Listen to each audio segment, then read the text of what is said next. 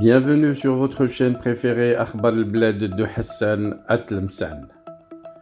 Algérie, la haine anti-française et anti-marocaine habite le pouvoir algérien.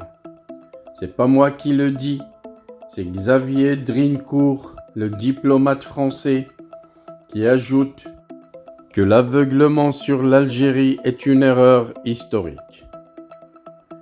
Dans un entretien paru dans le journal du dimanche, intitulé Xavier Drincourt, le parler vrai d'un ambassadeur, l'ancien ambassadeur en poste à Alger pendant 7 ans, s'alarme de la perte d'influence de la France en Algérie et revient sur la haine à la fois anti-française et anti-marocaine qui ronge le pouvoir algérien. Dans son édition de ce dimanche 26 mars, le journal du dimanche donne la parole à Xavier Drincourt, ancien ambassadeur de France à Alger, afin d'explorer la trame de l'histoire complexe qui unit et désunit la France à l'Algérie et qui fait que 60 ans après l'indépendance du second, la réconciliation franco-algérienne s'apparente au mythe de Sisyphe. Pour mieux décrypter cette romance, faite de haut et de bas, l'article se réfère au livre de Xavier Drincourt, L'énigme algérienne, paru aux éditions de l'Observatoire pour se persuader que la réconciliation franco-algérienne est un projet chimérique. Le point de vue de l'ancien ambassadeur en poste à Alger entre 2008 et 2012, puis de 2017 à 2020, est qualifié de lucide, celui-ci reposant sur son expérience du terrain et une profonde connaissance de l'intérieur du pouvoir algérien. En effet, Xavier Drincourt ne mâche pas ses mots. Il explique ainsi avoir retenu de ces 7 années algériennes que la France n'est qu'un partenaire banal, plutôt plus maltraité que les autres, avec des alternances de fâcheries longues et de retours de flammes qui ne durent pas. À son sens, il n'y a d'ailleurs qu'une chose qui intéresse les Algériens, les visas, au point que c'en est devenu une véritable obsession, car rappelle-t-il, 45 millions d'Algériens n'ont qu'un rêve, partir en France, où chaque Algérien a de la famille. Paradoxalement, face à cet engouement pour les visas français, le discours anti-français, lui, est le levain de toutes les campagnes présidentielles en Algérie, au point que Xavier Drincourt pressente que le président Tebboune choisisse de venir à Paris le 8 mai prochain, histoire de rappeler le massacre de Stif du 8 mai 1945, pour pouvoir encore accabler les Français.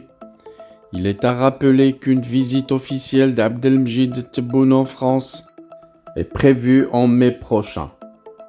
En face, la crédulité d'Emmanuel Macron, qui a toujours voulu croire en une impossible quête, pensant réussir là où ses prédécesseurs ont échoué, misant sur son jeune âge et son pouvoir de séduction, pensant pouvoir entretenir la flamme d'une relation qualifiée dernièrement par Abdelmjid Tebboune sur Al Jazeera de fluctuante, alors que l'ambassadeur du pays en France a été rappelé suite à ce que l'appareil algérien a qualifié d'opération d'exfiltration par des barbouzes français de la journaliste Amira Bouraoui.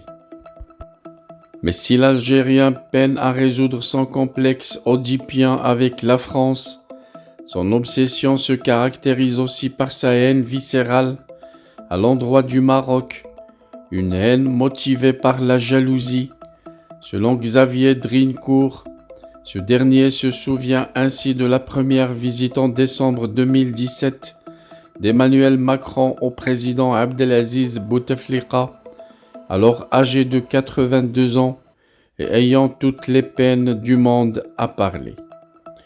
Il n'était plus le Bouteflika majestueux tout-puissant qui avait toute sa tête et que j'avais connu durant mon premier séjour quand il recevait tous les politiques français, ceux de droite, de gauche, il ne supportait pas que les Français aient tant d'amitié pour le roi du Maroc.